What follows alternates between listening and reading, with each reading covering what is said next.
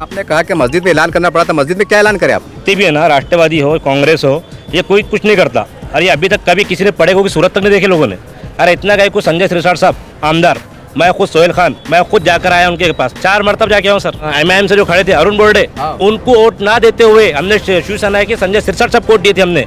क्यों? क्योंकि भाई आमदार साहब है कि कभी एक हमारे पास सुनेंगे, हमारी कुछ सुनेंगे, लेकिन उन्होंने हमारा वोट का हमको लगता है हमारा वोट वेस्ट गया उनके हस्ते। हमारा सिर्फ इम्तियाज जलील ने 2 मस्जिद के पास के रोड बनाए थे। सर्वे के लिए जो टीम आई थी, तो मेरा ये सवाल है मीडिया के माध्यम से, तो उन्होंने कौन से कोने के फोटो खींच के ले गए स्मार्ट सिटी के लिए? यानी कि पड़ेगा उस पर जिक्र नहीं साहब, जैसा आप बता रहे हैं। देखिए, खड्डों का जिक्र स्मार्ट सिटी में कहाँ से आएगा? पड़ेगा खड्डे में है कि खड्डे में पड़ेगा, हमें कुछ समझ में नहीं आता। आप देख रहे हैं एसडीएम न्यूज़, मैं हूं रियाद अंसारी।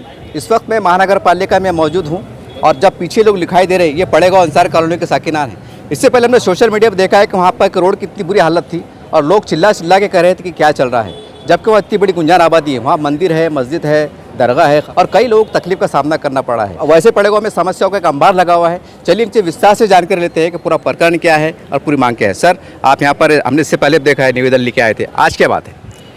आज हम उसी निवेदन के अंतर्गत माननीय साहब अतिरिक्त आयुक्त उनसे मुलाकात ली और आज हम जो है तो रास्ता रोको आंदोलन का हमने अल्टीमेशन दिया था छावनी पुलिस स्टेशन को।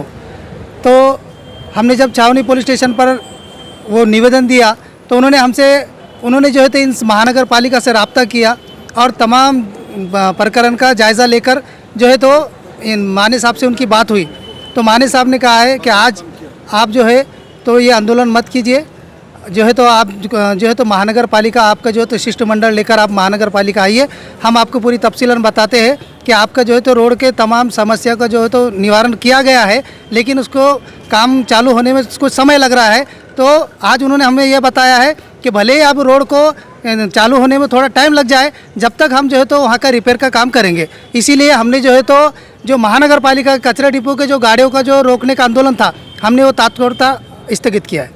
सर, आपने खाली अंसार रोड का किया क्योंकि पड़ेगा में हमारा भी सर्वे है, आप तो सोशल वर्कर है, कम से कम वहाँ पर मेरा खुद का भी सर्वे 20-22 अंदर की गलियाँ जिसको कहती है रोड एकदम खड्डे साहब, इतने खड्डे साहब कि अगर बुजुर्ग गया तो सीधा उन्हें घाटी के अंदर आना, वार्ड नंबर 18 में ये हालत है। तो इसके बारे में बात करें कि खाली एक ही रोड की बात करें? देखिए, मैं आपको बताना चाह रहा हूँ कि हमने तो हनुमान मंदिर से लेकर जो है तो काजमबरी दरगाह उस वहाँ तक का जो है तो हमको आश्वासन दिया गया है कि वहाँ तक का रोड बनाया जाएगा। मगर और दूसरा मैं आपके मीडिया के माध्यम से एक बात बताना चाहता हूँ कि स्मार्ट सिटी के अंतर्गत जो दिल्ली की एक टीम आई थी और जिसने सर्वे करके गई कि भाई दिल्ली की जो टीम आई थी उसने सर्वे किया और स्मार्ट सिटी के अंतर्गत जो है तो इसको औरंगाबाद की फाइल को स्मार्ट सिटी के अंदर लगाया गया। तो मैं उन जो सर्वे के लिए जो टीम आई थी, तो मेरा ये सवाल है मीडिया के माध्यम से, तो उन्होंने कौन से कोने के फोटो खींच के ले गए स्मार्ट सिटी के लिए? ये मैं आपकी मीडिया के माध्यम से ये उनको पूछना चाहता हूँ। यानी कि पड़ेगा उस पर जिक्र नहीं साहब, जैसा आप बता रहे हैं। देखिए, खड्डों का जिक्र स्मार्ट सिटी में कहाँ से आएगा? पड़ेगा खड्डे में है कि खड्डे में पड़ेगा, हमें कुछ समझ में नहीं आता। ठीक है सर, अब आने वाले चुनाव का भी मौसम है, तो पब्लिक को बोलेंगे कि थोड़ा जागरूक होइए, आंखें बंद करके मत चलिए, या आपकी लापरवाही से या थोड़ी सुस्ती से ऐसा हो रहा है? कुछ एक सोशल वर्कर के तौर पर जनता में एक जागरूकता है, इसीलिए कुछ संदेश देंगे? देखिए, मैं आपके चैनल के माध्यम से पड़ेगा अंसार कॉलोनी के एरिया में जो जितने वोटर हैं उनसे मैं इस चैनल के माध्यम से अपील करना चाहता हूं कि आप वोटर नहीं, आप खुद एक लीडर बनिए। जब आप खुद एक लीडर बनेंगे तो आपको ये समझ में आ जाएगा कि हमको किसको वोट देना है कि या किसको नहीं देना है। जब एक लीडर जब बनेगा तो उसको ये समस्याओं का सामना जो किस तरह से करना पड़ता है या इसके किस तरीके से आवाज़ उठाना पड़ती है, वो उसकी एक इनकलाबी आवाज़ उसके अंदर पैदा होंगी। सर, एक हमारा सर्वे भी यार मीडिया में भी आया था कि पड़ेगा के बारे में कि भाई वो इलीगल बस्ती है, कोई बोलता है गुंटेवारी में आता नहीं आता, तो इसके बारे में कुछ संदेश देंगे ताकि लोग भी आगे बढ़े? देखिए, मैं तो कहता हूँ कि इलीगल क्या है क्या नहीं है, ये महाराष्ट्र को जो है तो इसको निज़ाम की देन है।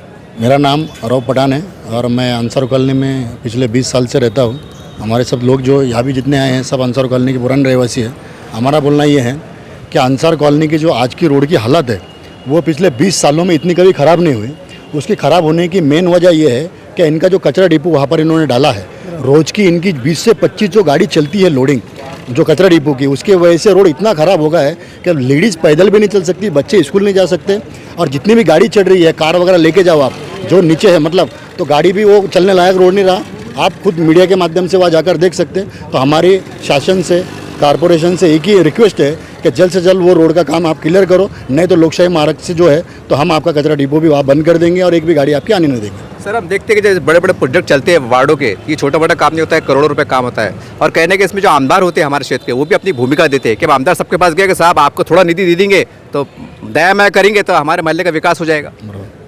नहीं, दया माया का काम क्या है, पड़ेगांव के अंदर दो चीज़ें हुई है। जो अंसार कॉलोनी है, मुस्लिम बहुल इलाका है, वहाँ पर बहुत बार मतलब निधि के बारे में बात किया गया, विकास के बारे में बात किया गया, पर आज तक वहाँ पर कोई भी आमदार ने किन्होंने भी वहाँ रोड का काम नहीं किया है। सिर्फ इम्तियाज़ जलील ने 2 मस्जिद के पास के रोड बनाए थे, बाद में वहाँ 1 रुपये का भी काम किसी नगर सेवक ने नहीं, ना किसी आमदार ने, ना किसी खासदार ने, कोई भी काम नहीं हुआ है आज तक। आमदार साहब कौन है? आमदार संजय सिरसाट साहब। वो कभी विजिट नहीं करे उन्होंने? नहीं, अंसार कॉलोनी में आज तक विजिट नहीं हुआ सर। या आप उनके पास कभी गए? गए, हमारे मतलब कुछ फ्रेंड सर्कल के लोग हैं, वो गए माध्यम से, हमारे सोहेल भाई भी है, अच्छा। बहुत से लोग गए उनके बार, पर बस करेंगे बोल के आज तक काम नहीं हुआ है सब। चलिए, एक और वहाँ के नागरिक रहवासी है। सर आप ये बताइए, आप वहाँ कब से रहते हैं और आपको तकलीफ क्या है? सर 12 साल से मैं रहता हूँ वहाँ पे। अच्छा। 12 साल में अभी तक देखा हूँ मैंने, कभी कोई रोड का काम आज तक देखा नहीं हुआ। अभी पहली बार देखा हूँ मैंने, खासदार जो इम्तियाज़ जलील साहब है, जो 2 रोड उन्होंने बनाए और मस्जिद के सामने की, बाकी दूसरा कोई रोड नहीं। और दूसरी मतलब जो अभी मैंने पठान साहब ने जो बताया कि जब से कचरा डिपो आया, जो रोड की हालत जो अभी हुए, आज से 12 साल पहले ऐसे हालत नहीं थे उसके। ये अभी साल 6 महीने में जो साल भर में जो हालत हुए, अक्सर ज़्यादातर ये कचरा डिपो के ऐसे ही हालत ऐसे हुए इसके। सर हम देखते हैं कि हमारे पास कांग्रेस के, राष्ट्रवादी की भी लीडरशिप है। मेरा मकसद किसको बुरा कहना नहीं है, टारगेट पर रखना नहीं है, लेकिन कैसा है सर, हम भी चौथे स्तंभ के सिपाही और आप जनता है। चौथे स्तंभ के सिपाही और जनता मिलकर प्रशासन चलता है, सरकारें भी चलती है। तो सवाल ये राष्ट्रवादी के, कांग्रेस के नेताओं से बोले कि साहब आप भी चुनाव में आने वाले हैं, 4 महीने चुनाव आने वाले हैं, फूल पहनने वाले हैं, तो ज़रा रोड का हालत देखिए। बात हुई सर ये जो है ना सब ये सिर्फ अपने रोटियाँ फेंकने को आते हैं ये लोग। ये जितने भी है ना, राष्ट्रवादी हो, कांग्रेस हो, ये कोई कुछ नहीं करता। अरे अभी तक कभी किसी ने पड़ेगो की सूरत तक नहीं देखे लोगों ने। अरे इतना गए को संजय सिरसाट साहब आमदार, मैं खुद सोहेल खान, मैं खुद जाकर आया उनके पास, 4 मरतबा जाके आऊँ सर, 4 मरतबा जाके आऊँ, मुझे उनकी विजिट नहीं मिली। खुद गया, मैंने कॉल किया सर उनको, कॉल भी रिसीव नहीं किया उन्होंने आते प्रिया कॉलोनी के हद तक आते, खाली हो सिर्फ रोड के हद तक आते, पड़ेगो के बस, पुराने पड़ेगो के अंदर आते संजय सिरसाट साहब, जो कि संजय सिरसाट साहब को, शिवसेना को हमने भी वोट दिए थे उस टाइम पे आमदरगी में, जो कि हमने क्या नाम उनका MIM से जो खड़े थे अरुण बोर्डे, उनको वोट ना देते हुए हमने शिवसेना के संजय सिरसाट साहब को वोट दिए थे हमने। क्यों? क्योंकि भाई आमदार साहब है कि कभी एक हमारे पास सुनेंगे, हमारी कुछ सुनेंगे, लेकिन उन्होंने हमारा वोट का, हमको लगता है हमारा वोट वेस्ट गया उनके वास्ते हमारा। सर आप मेरा सवाल ये बहुत खुल के पूछ रहा हूँ, बहुत कम मुसलमान ऐसे हैं, हम नया रूप देख रहे हैं मुसलमानों का, खासकर मेरे चैनल पे एक नया रूप देखने में आ रहा है। अब दूसरे चैनल पे क्यों दिख रहा नहीं मुझे नहीं मालूम, क्योंकि मैं बहुत खुल के पूछता हूँ और वो सवाल करता हूँ, जनता के मन की बात होती है। आज मुसलमान खुल के कह रहे हैं हम शिवसेना के साथ जा रहे हैं, भाजपा के साथ जा रहे हैं, तो कितने लोगों ने, परसेंटेज क्या था संजय सिरसाट का शिवसेना के बारे में? सर पहले जब शिवसेना में संजय सिरसाट साहब थे तो उनका ऐसा समझिए आप 90% 95% उनका मुस्लिम जाने की तैयारी में था। अच्छा। क्योंकि सिर्फ महाविकास आघाड़ी साथ में थी करके। अच्छा। क्योंकि उनको सबको लगा कि शिवसेना सेकुलरिज्म है। अच्छा। वो भी सेकुलर बन गई। अच्छा। ये हिसाब से सब लोग जाना चाहते थे पहले शिवसेना के साथ में। नहीं, जब संजय सिरसाट साहब चुन के आए थे तो आपके वार्ड से कितने वोट मिले थे? 200, 300, 500, 1000? मेरे ख्याल से सर 1140 मिले उनको वोट आसपास, समझो। ये मुस्लिम वोट है? मुस्लिम वोट है सर ये। अच्छा। पूरा मुस्लिम वोट है। मेरा नाम हाफिज़ हबीब अलवी है, मैं इसी मोहल्ले के मस्जिद का इमाम हूँ और वहाँ की रोड की हालत देखकर मजबूरन मुझको है तो ये जुमा के अंदर ये बात करना पड़ी कि लोगों के हालात देखकर, ख़ास तौर से हमारी माँ बहनें जो बच्चों को स्कूल को छोड़ने के लिए जाती है और लेकर आती है, या दवाखाने का सिलसिला आना रहता है सिटी के अंदर, तो वहाँ पैदल चलने का रास्ता नहीं है, क्योंकि बड़ी गाड़ियाँ जो कचरे की आती हैं वो बड़ी गाड़ियों ने पूरा रास्ते को ख़राब कर दिया। यानी ऐसा रास्ता बिल्कुल कि रास्ते का नाम ही ख़त्म हो गया वहाँ पर, रास्ते कम और खड्डे ज़्यादा हो गए वहाँ पर, और ऐसा नॉर्मली कोई चल नहीं सकता वहाँ पर। जिनके पास गाड़ी है बस वो अपने कपड़ों को बचाते हुए पहुँच जाते हैं। और कपड़ों का मामला ऐसा है कि भाई नमाज के लिए तो कपड़ों का होना ज़रूरी है, पाक होना। अब वहाँ पे कितने कपड़ों को हम बचाएंगे? यानी हमने सिटी में आना है तो 3 काम करना है, तो एक ही काम के ऊपर हमें तो पूरा काम कर लेते, जैसा कि 2 काम को छोड़ देते, ये रास्ता ख़राब होने की वजह से। सर आपने कहा कि मस्जिद में ऐलान करना पड़ा था, मस्जिद में क्या ऐलान करें आप? मस्जिद में ये कि जैसे कब तक परेशानी, किसके भरोसे पे बैठेंगे, हम सबको एकजुट होकर ये काम करना पड़ेगा। किसी न किसी के आगे इज्तिमाइयत के तौर पर जाके सबको एक मुट्ठी, एक हाथ बन के, एक ताकत बताकर सामने जो इसका तरीका है, जैसा भी आप सब लोगों ने बताया कि वो कारपोरेशन के पास जाकर जैसा उनके सामने एक लीगल तरीके से कि भाई हम भी आपका ताउन करते हैं, आप भी हमारे तरफ देखो। हमारे साथ बिछड़ा हुआ इलाका जो किया जा रहा है एकदम, यानी ये समझो कि यानी हमको यतीम समझ कर छोड़ दिया गया। हम भी औरंगाबाद के शहरवासी है समझो, लेकिन बड़े गाँव बोलते जैसा कि हमको एक अलग नज़र से देखा जाता, जिसका नतीजा ये हुआ कि हमको न सहूलतें हैं वहाँ पे, न रास्ते की, यानी जो रास्ता था आज तक के, लेकिन वो बड़ी गाड़ियों ने उसको ख़राब कर दिए, जो कचरा डिपो की देन है हमारे लिए। अच्छा इमाम साहब, आप जब मस्जिद के इमाम साहब है तो मेरा सवाल ये है कि वहाँ पर सरकारी दवाखाना और खबरस्तान की है जगह? नहीं, इसके लिए भी हमने मांग की हुई है कारपोरेशन से। है या नहीं? नहीं है। नहीं, खबरस्तान नहीं है। नहीं है, खबरस्तान नहीं फिर होगा। आपका घर मतलब जो इंतकाल होता है बाय द वे, तो वो कहाँ जाते? वो शहर के अंदर ही आना पड़ता है, छावनी खबरस्तान के अंदर। कितने किलोमीटर एरिया है वो? वो तकरीबन 5 किलोमीटर दूर आना पड़ता है जी। और सरकारी दवाखाना एक भी नहीं है? नहीं, सरकारी दवाखाना भी नहीं होगा। कारपोरेशन का भी नहीं है? नहीं, कारपोरेशन का भी नहीं, उसके लिए भौसिमपुरा जाना पड़ता है, उसके लिए भी रास्ता नहीं जाने के लिए जी। तो भौसीपुर आने को मतलब किलोमीटर कितना है? वो तकरीबन 3 किलोमीटर है वहाँ से जी। इस तरह से आपने देखा पड़ेगा कि जनता है अंसार कॉलोनी के यहाँ पर निवेदन लेके आए हैं। वैसे हम देखते हैं शहर में रास्ते ख़राब चल रहे हैं, पानी की समस्या है, लाइट की समस्या है, और ये निवेदन देते हैं। हमारे लोकतंत्र का एक बहुत खूबसूरत भाग है। लोग आते हैं, लोकशाही मदद से काम भी होते हैं, जगाने का प्रयास होता है, प्रशासन जागता भी है, काम भी होते हैं। यहाँ पर 3-4 बात बहुत प्रमुखता के साथ आई हैं जो हम उसको आपको हाईलाइट करना चाहते हैं।